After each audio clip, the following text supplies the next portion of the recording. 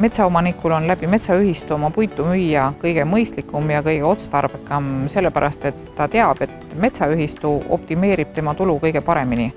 Ta otsib kõige lähemad sihtkohad, ta otsib kõige paremad pakkujad, me teeme seda ühiselt, me saame parima hinna ja ta teab, et ta saab oma raha alati kindlalt metsaühistust kätte.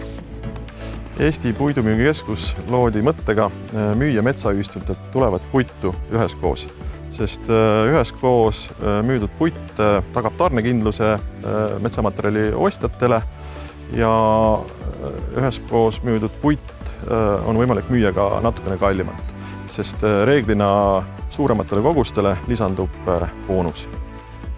Eesti Puidumüügikeskuse poolt müüdav puit realiseeritakse reeglina Eestis, ehk siis Eesti saeveskites või teistes metsamaterjali töötlejate juures.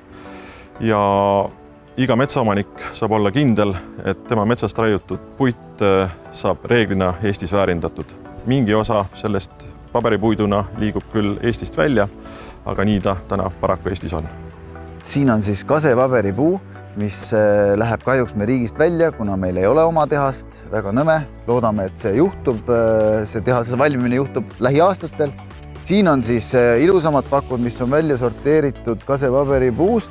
Need on siis Kohila vineeritehasesse, ehk siis vineeritööstus on meil riigis väga hästi arenenud ja ükski selline sirge kasepakk meil riigist välja ei lähe.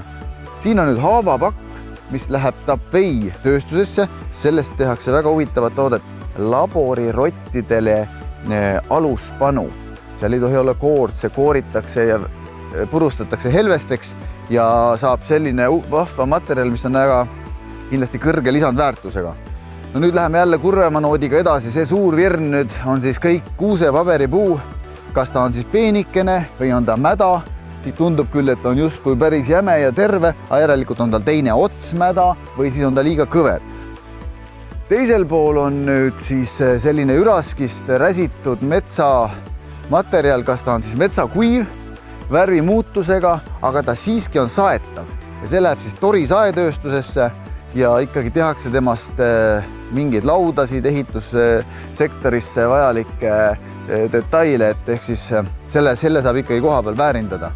Aga paberipuuga on meil endiselt kurvatood.